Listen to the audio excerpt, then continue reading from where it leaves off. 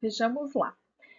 Para o segundo tipo, então, de coprecipitação que acontece é a formação do cristal misto. Esse é um tipo de coprecipitação em que um íon contaminante substitui o íon do retículo do cristal, tá? Para que essa troca ocorra, o que tem que acontecer? É necessário, primeiro, que os dois íons tenham a mesma carga, o íon do retículo do cristal e o íon que vai ser o contaminante, que normalmente seria solúvel na solução, mas que vai acabar substituindo o íon do retículo do cristal, tá? Outra coisa que para que aconteça isso, para que isso ocorra, tem que ser assim, é que os tamanhos desses íons não podem ser diferentes mais do que 5%. E a terceira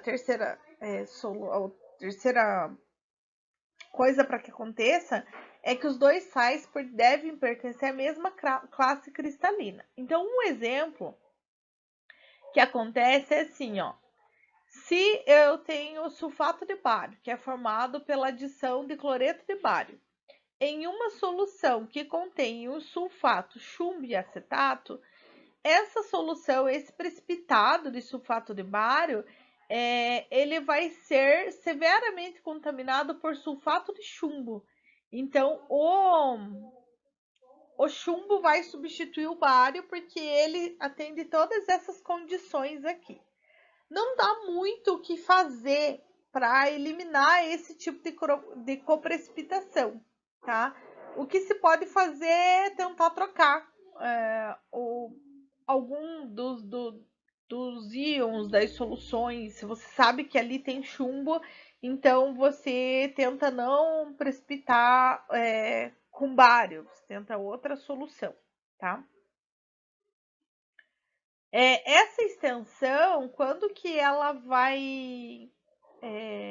Como que vai aumentar a formação do cristal misto? Essa contaminação ela aumenta à medida que a razão entre o contaminante e o analito se eleva. Quanto maior for a quantidade de contaminante e menor a do analito, mais contaminado vai estar.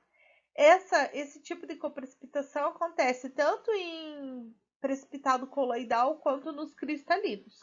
E como eu falei, não tem muito o que fazer, então o que a gente pode utilizar é um reagente precipitante diferente que não provoque a formação dos cristais mistos, tá? Então, a única coisa que pode ser feita é fazer de novo, de outra forma, com outro reagente precipitante. Aí, os últimos tipos de coprecipitação são a oclusão e o aprisionamento mecânico. Então, são tipos de coprecipitação em que o composto ele é aprisionado durante o crescimento muito rápido do cristal. Então, o composto ele seria normalmente solúvel na solução, mas ele fica preso. O cristal cresce muito rápido e aprisiona ele ali nos interstícios, né, do cristal. Então, tanto a oclusão quanto o aprisionamento mecânico são mínimos quando a velocidade de formação do precipitado é lenta. Então, uma maneira de evitar esse tipo de coprecipitação é fazer a adição do agente precipitante de forma lenta. A gente vai ver daqui a pouco que, na verdade, o que a gente faz não é adicionar diretamente o agente precipitante, mas é fazer ele crescer através de uma reação química em uma solução homogênea. Então, dessa forma, acaba se formando um precipitado muito mais lentamente.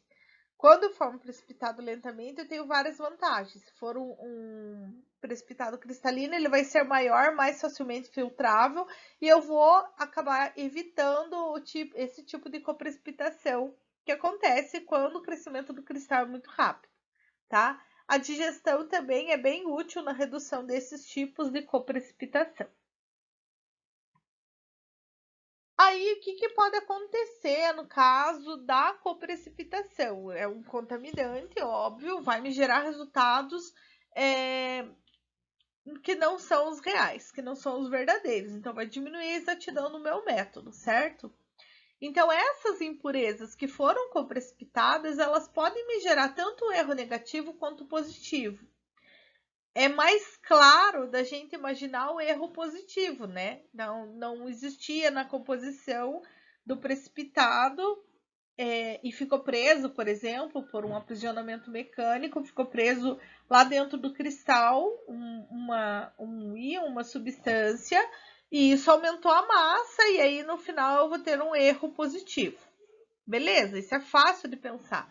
Mas pode ocorrer erro negativo também. Então, por exemplo, eu estou fazendo a determinação de bário pela precipitação como sulfato de bário, tá? E acaba ocorrendo a oclusão de outros sais de bário, que não só o sulfato de bário. Se o contaminante ocluído, por exemplo, for o nitrato de bário, eu vou ter um erro positivo. Por quê? Porque eu vou observar, né, esse composto ele tem uma massa molar maior do que do sulfato de bário. E aí, como ele tem uma massa maior, o erro vai ser positivo. Mas se o contaminante não for o nitrato de bário, digamos que o contaminante for cloreto de bário, então o erro vai ser negativo, porque a massa molar do cloreto de bário é menor do que do sulfato de bário, tá? Então a coprecipitação ela gera erros que podem ser positivos ou negativos. Então devemos evitar, né, fazer todas as formas para evitar a coprecipitação. Certo. Aí vem a questão que eu falei para vocês agora há pouco sobre se fazer a precipitação de a partir de uma solução homogênea. Então essa técnica ela é muito empregada. Basicamente não se faz a adição do agente precipitante diretamente, porque ele vai precipitar muito rapidamente e aí eu vou ter problemas de não ter cristal grande, de ser difícil de filtrar e de ocorrer a coprecipitação. Então, por isso, se utiliza essa técnica em que o agente precipitante ele vai ser gerado na solução que contém o analito por intermédio de uma reação química lenta, tá? Então, os precipitados que são formados dessa forma, homogeneamente, tanto os coloidais quanto os cristalinos, são mais adequados para as análises que os sólidos formados pela adição direta dos reagentes precipitantes, por tudo aquilo que eu já falei, né? Porque eu vou ter menor coprecipitação e eu vou ter a formação de cristais maiores e por isso mais facilmente filtráveis. Então aqui a gente tem exemplos de métodos para a geração homogênea de agentes precipitantes. Então o agente precipitante está aqui, o que seria o agente precipitante, e aqui o reagente que é utilizado, que contém o agente precipitante, a reação da geração e quais elementos podem ser precipitados com esse agente precipitante, tá? E isso é legal porque, por exemplo, eu não vou ficar falando aqui de cada um, mas eu vou pedir uma tarefinha para vocês para a semana que vem, em que eu vou pedir para vocês sugerirem um método por gravimetria. Essas tabelinhas, elas são bem interessantes para a gente olhar aqui, ó, que tipo de elemento precipita com os reagentes, certo?